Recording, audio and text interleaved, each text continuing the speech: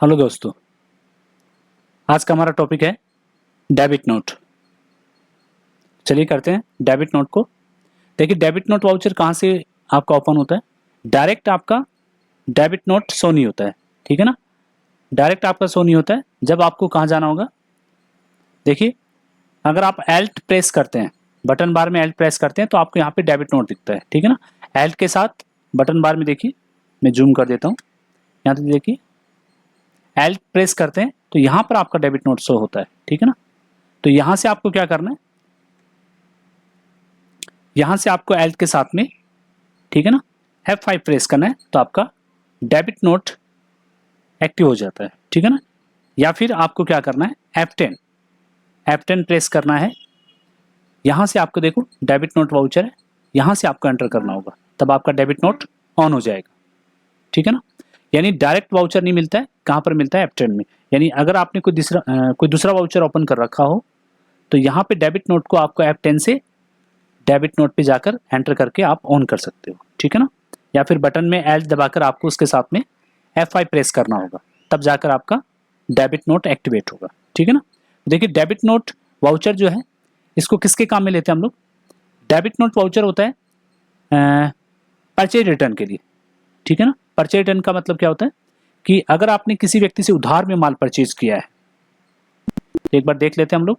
हमने परचेज की एंट्री डाली होगी उधार की, तो यहाँ पे देखते हैं परचेज। जैसे देखिए सुमित इलेक्ट्रॉनिक्स, ये हमने परचेज की एंट्री डाल रखी है।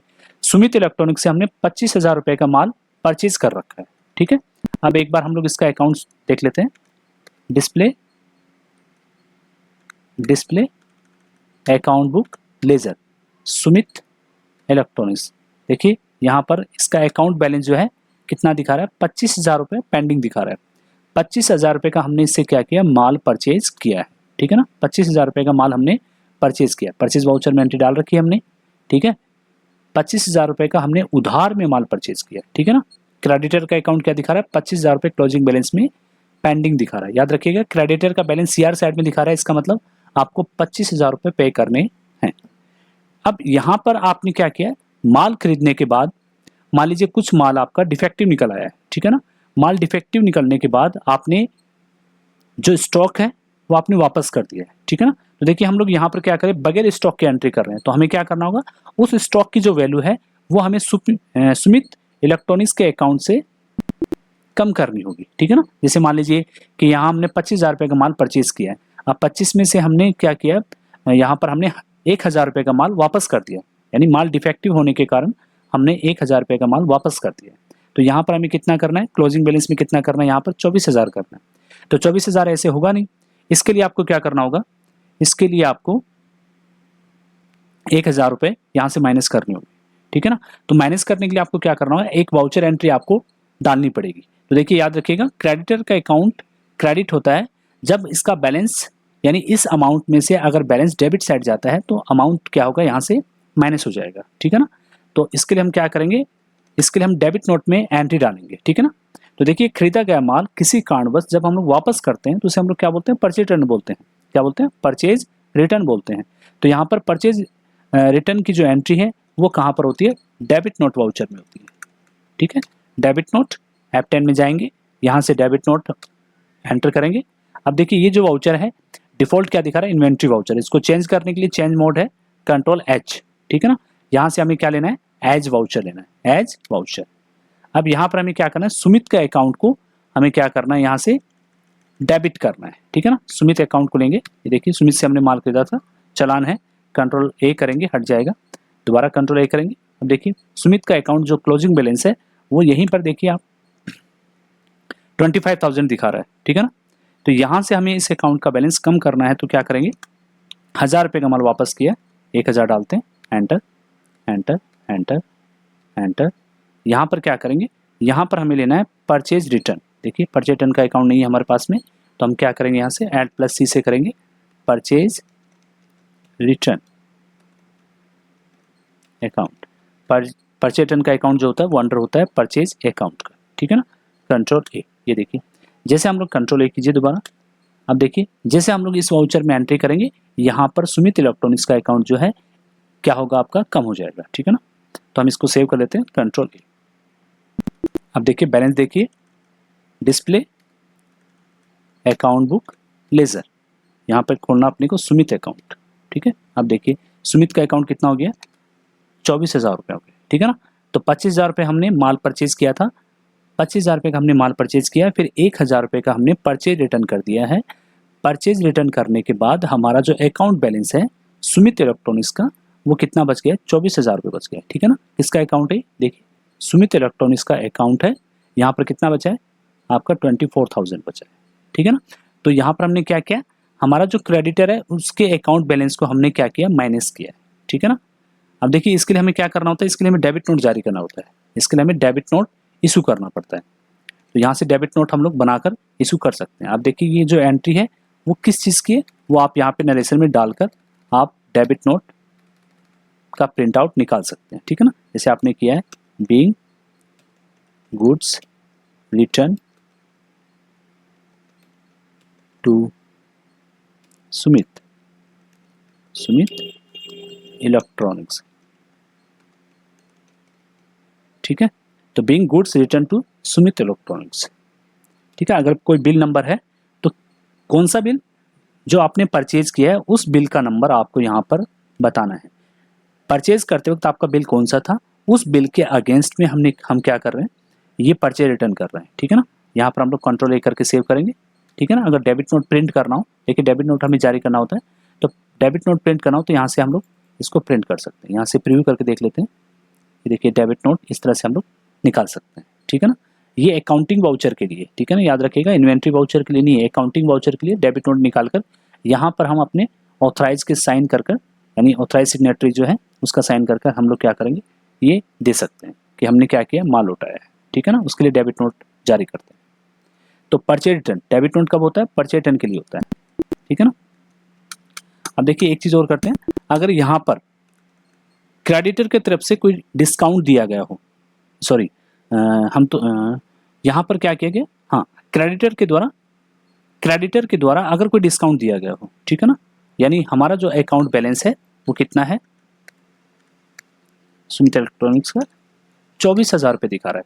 तो यहाँ पर मान लीजिए हमें 1,000 रुपये का डिस्काउंट दिया गया है। देखो डिस्काउंट क्यों दिया जाता है, रिकवरी करने के लिए कैश डिस्काउंट दिया जाता है, ठीक है ना।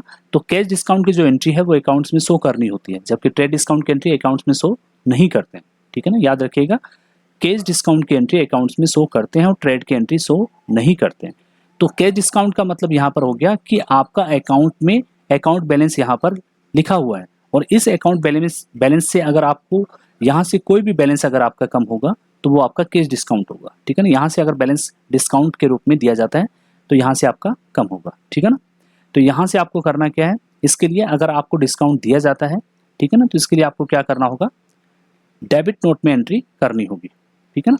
तो अगर आपको सामने से सुमित इलेक्ट्रॉनिक्स के द्वारा डिस्काउंट दिया जाता है, क्यों देगा वो डिस्काउंट आपको, बहुत बार क्या होता है, रिकवरी समय पे नहीं होने पर क्या होता है, जो